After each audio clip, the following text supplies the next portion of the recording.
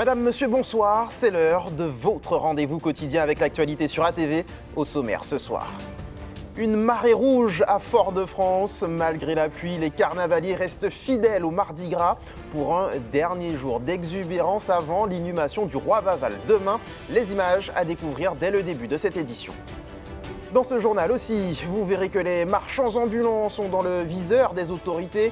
De multiples contrôles sont organisés depuis dimanche dans les rues de la capitale. Objectif, s'assurer du respect des règles et du bon déroulement des festivités. La semaine nautique de Shellcher touche à sa fin, un rendez-vous riche en enseignements. Les conditions météo n'ont pas facilité la vie des compétiteurs aujourd'hui. On en parle dans quelques minutes.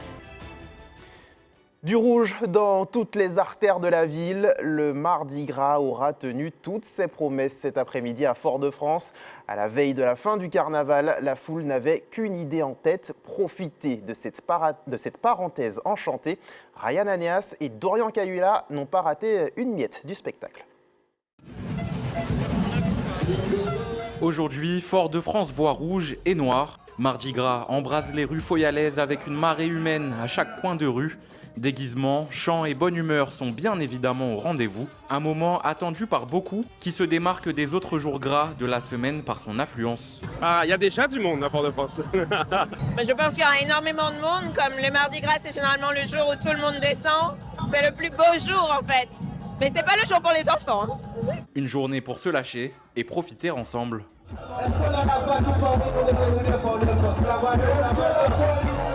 Les groupes à pied font leur entrée avec leurs plus fervents supporters. Mais quand un char passe, les carnavaliers le suivent forcément.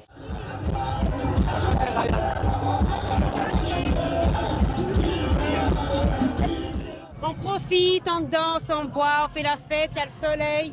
Parfait, parfait. C'est là où tout le monde se lâche. C'est le jour de l'année où on peut relâcher toutes les tensions, toutes les pressions. Ça permet de redémarrer à nouveau et de partir sur des bonnes bases. On boit, avec modération bien sûr, et puis on décompresse. C'est la période où on décompresse pour ça. Aujourd'hui, c'est le max. Nous capéter Bonda Bavada. Pour la plupart, c'est la marche qui est envisagée. Mais pour d'autres, un moyen de transport leur sauve la vie, les bradjaks. On nous a invités, on a notre bar dedans, donc voilà, on reste avec eux. On profite, c'est la première fois pour nous, donc on profite aussi. Le rouge et le noir ont en tout cas animé les rues de Fort-de-France pour ce Mardi Gras. Le marathon n'est pas encore terminé. Les carnavaliers seront une nouvelle fois présents demain pour le grand vidé du mercredi des Cendres.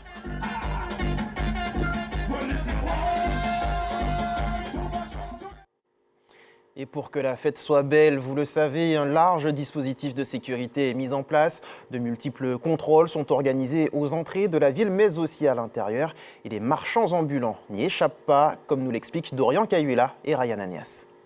Bonjour madame, oui, police municipale. Oui, donc nous allons procéder à un contrôle pour savoir si vous vendez de l'alcool. Comme depuis le début de ce carnaval, cette vendeuse ambulante fera l'objet d'un contrôle.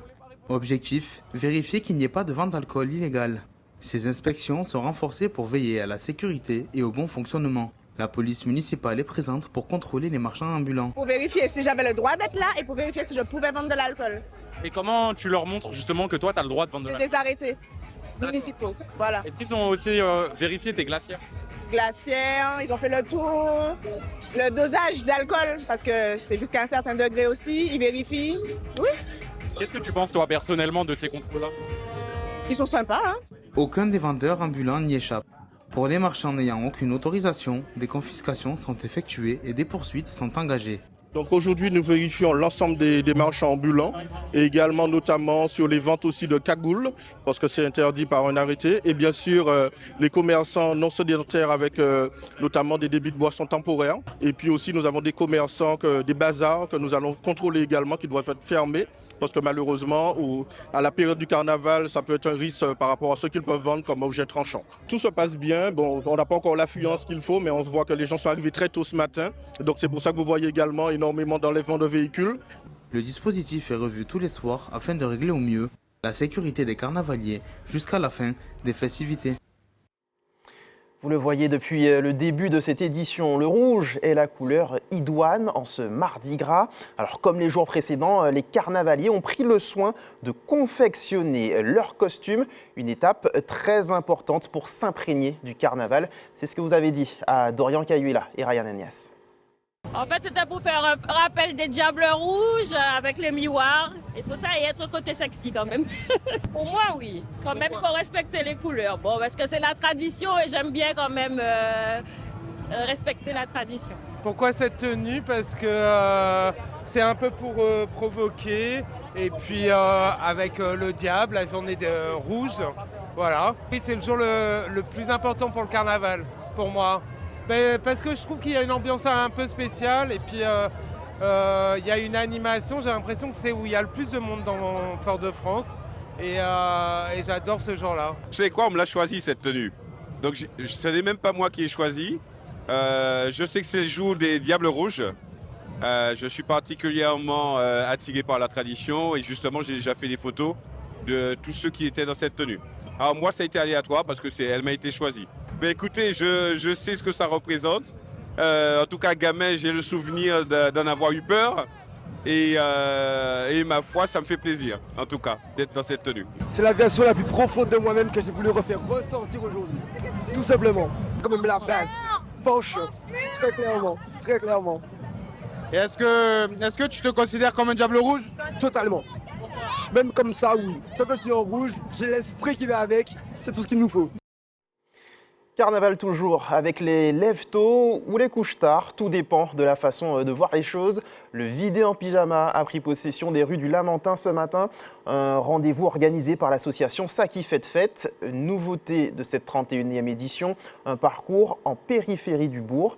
Et à l'arrivée des 6 km, le tant attendu Tinel-en-Maury. Louis Sabas s'est levé aux aurores pour l'occasion. Alors que de nombreux Martiniquais profitent encore de leur nuit, d'autres s'élancent dès 4 h du matin pour le traditionnel vidé en pyjama au Lamentin. Ils sont des milliers à avancer en cadence au son du groupe Nous Passave. Ni l'heure matinale, ni la pluie ne viennent refroidir les ardeurs de ces carnavaliers. Découverte pour certains ou rendez-vous incontournable pour les aficionados. Moi, c'est une découverte à faire une fois dans sa vie. C'est peut-être hallucinant de voir les gens qui sont motivés à se lever à 3 h du matin. Je toujours participé au carnaval, donc je continue à perpétuer la tradition et puis à pour l'inviter sur le mardi au Lamentin. Tout le monde veut faire le vidéo en pyjama, de toute façon. Qui est-ce qui ne veut pas faire le vidéo en pyjama? On va en soirée et ensuite on atterrit au vidéo en pyjama. Une bonne ambiance avec le groupe et puis tous les carnavaliers qui sont autour. C'est vraiment génial. Avec mes enfants, ma famille, c'était au top. Nouveauté cette année, un parcours de près de 6 km en périphérie du bourg. Difficile. Oui, très bien, un petit peu long quand même, quand on n'est pas sportif, ça va, impeccable. Et le nouveau circuit, c'est intéressant, comme ça permet de prendre un maximum de personnes. Le dispositif a pour objectif de préserver les habitants du bourg des nuisances sonores. Bon, on a changé pour plusieurs raisons. D'abord parce que nous avions des problèmes de sécurité en cœur de ville, beaucoup d'indiscipline, beaucoup de bradjaks qui faisaient beaucoup de bruit, et il y a des personnes âgées qui résident en cœur de ville. Et nous avons déjà eu des incidents de santé pour ces personnes âgées. Donc nous avons pensé qu'il était mieux d'essayer un circuit extérieur et vérifier si c'était tout aussi intéressant. Et nous verrons. À l'analyse, nous allons décider pour l'année prochaine ce que nous allons valider ou pas. Après l'effort, le réconfort. Au petit matin, les milliers de carnavaliers ont droit au fameux Tinel-en-Maury, offert par Ça qui fait de fête. Le président de l'association se réjouit du succès de la parade et du petit déjeuner qui la clôture. C'est la 31e édition du Tinel-en-Maury Lamentin. C'est le plus attendu en Martinique avec 30 000 personnes ce matin. Tout ce petit monde est désormais prêt à poursuivre son carnaval, les forces restaurées par le Tinel-en-Maury.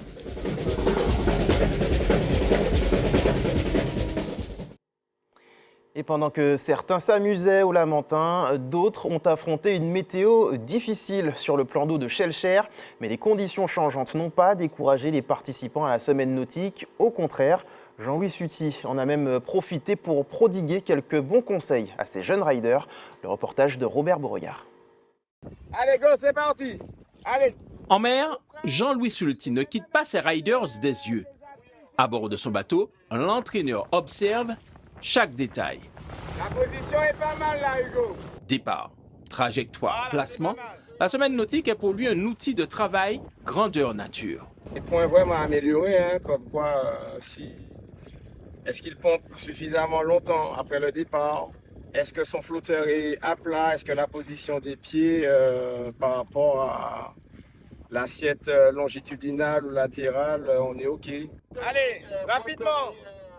Là, ça dort, là, et les appuis tout de suite! Depuis l'eau, il analyse les performances de ces jeunes riders engagés sur différents supports.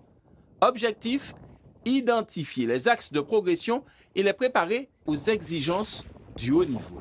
Ça m'a permis de me surpasser parce qu'à l'entraînement, je navigue pas souvent avec un niveau comme ça. Donc avoir un niveau comme ça permet vraiment de me surpasser et de voir jusqu'où je peux aller en fait. À part Adam là, qui a un problème de chrono, en règle générale, c'est pas mal. Au moins sur le départ.